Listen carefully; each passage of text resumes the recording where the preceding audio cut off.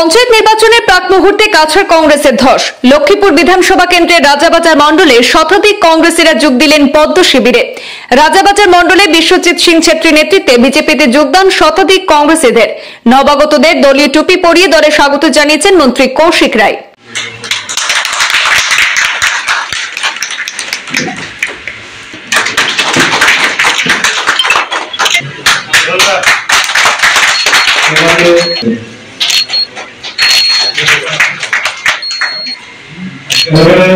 বিগত দিনে রাজাবাজার মণ্ডল কংগ্রেসের দুর্গ হিসেবে পরিচিত ছিল, কিন্তু সময়ের সাথে ধীরে ধীরে পাল্টে যাচ্ছে সবকিছুই। এবার সেই এলাকায় কৌশিক রায়ের নেতৃত্বে যেভাবে উন্নয়ন হচ্ছে তা দেখে আর নিজেদের ধরে রাখতে পারেনি সেখানকার কংগ্রেসীরা।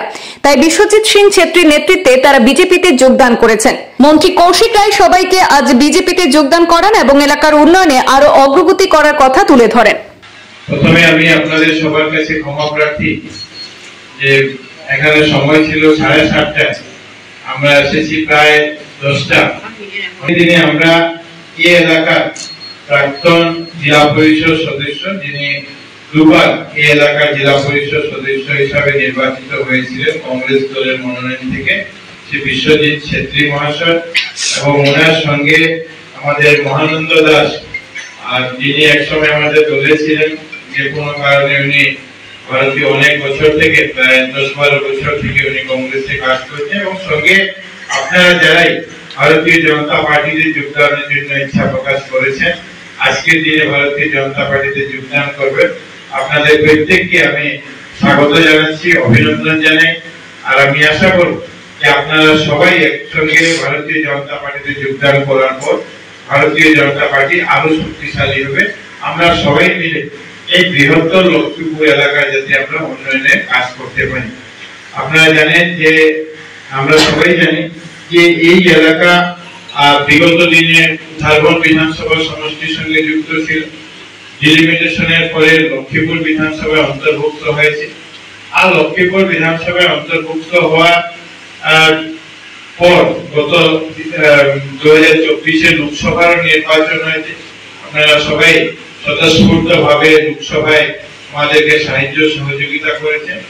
আর এবারে যে পঞ্চায়েত নির্বাচন, এবার পঞ্চায়েত নির্বাচন বিশ্বজিৎ রায়ের সঙ্গে দীর্ঘদিন থেকে এই বিষয়ে আলাপ আলোচনা হয়েছে, উনি দলের কাছে আবেদনও জানিয়েছিলেন, কিন্তু আমরাও একটা সঠিক সময় বের করতে পারছিলাম না। আমাদের ইচ্ছা ছিল যে পঞ্চায়েত নির্বাচন যখন চলবে তখন আমরা এই জয়েনিং এর যে বিষয়, সেই বিষয়টা আমরা করে নেব। কিন্তু এবার পঞ্চায়েত নির্বাচন সত্যি কথা বলতে গেলে যেভাবে জমে প্রত্যেক বছর জমেনি, এই জন্য আমি আজকে সঞ্জয় দাকে বললাম যে এই অফিসে কালকে প্রচার শেষ, আর এই অফিসে এখন পর্যন্ত কোনো পঞ্চায়েতের মিটিংই হলো না। এই জন্য যাই হোক, আপনাদের সৌজন্যে আজকে আমরা এই কার্যালয়ে একটা মিটিং অন্তত আমরা করতে পারছি।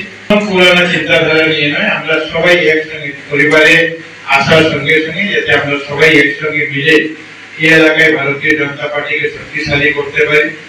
শুধু ভারতীয় জনতা পার্টি শক্তিশালী নয়, সঙ্গে এই এলাকার মানুষের জন্য যাতে উন্নয়নের কাজগুলো আমরা করতে পারি। আর আমাদের লক্ষ্য যে মাননীয় প্রধানমন্ত্রী নরেন্দ্র মোদীজি, মাননীয় মুখ্যমন্ত্রী ডক্টর হিমন্ত বিশ্ব শর্মা মহাশয় যে পরিকল্পনা, যে উন্নয়নের কাজগুলো আছে, প্রত্যেক কাজ যাতে সাধারণ মানুষ পর্যন্ত সঠিকভাবে মানুষের এখানে যাতে আমরা পৌঁছাই, সেই একটা আমাদের লক্ষ্য। বাকি রাস্তাঘাট থেকে শুরু করে বাকি যেগুলো উন্নয়নের কাজ আপনাদের সঙ্গে আমরা আলাপ করব। আমরা আমাদের যারা আমার মন্ডলের সভাপতি মহাশয় অনুরোধ করব, এটা আমাদের সৌভাগ্য যে আমরা এখন উদারবন থেকে লক্ষ্মীপুর কনস্টিটিউন্সি এসেছি, এবং লক্ষ্মীপুর কনস্টিটিউন্সিতে আসার পরে আমরা একজন কর্মবীর, আমাদের যোগ্যতা সম্পূর্ণ আমরা একজন মন্ত্রী পেয়েছি। এই মন্ত্রীকে পাওয়ায় আমরা ওনার কাজকর্ম দেখে ওনার আকৃষ্ট হয়ে আমরা বিজেপিতে যোগদান করতে বাধ্য হয়েছি, কারণ আমরা আমাদের এলাকাকে উন্নয়ন করতে চাই। আমরা এলাকা যাতে উন্নয়ন হয় সেই লক্ষ্যে আমরা পুরা গোটা আমাদের রাজাবাজার ব্লকের যারা ছিল সবাই মিলে, এবং আমাদের নবদা জহরিও উনিও জয়েন করেছেন ওনার হরিনগর জিপি পুরা নিয়ে। তো আমরা আশা করি যে আগামীতে আরও উন্নয়নের জোয়ার আসবে লক্ষ্মীপুরে, এটাই আমাদের মূল লক্ষ্য। এই বলে আমি আমার বক্তব্য শেষ করতে। তো লিস্টে ছিল প্রায় 600 জনের মতো, কিন্তু একটু রাত হওয়ার কারণে অনেক মানুষ আসে নাই এবং অনেকে চলে গেছেন, সেইটাই একটু অসুবিধা হয়েছে।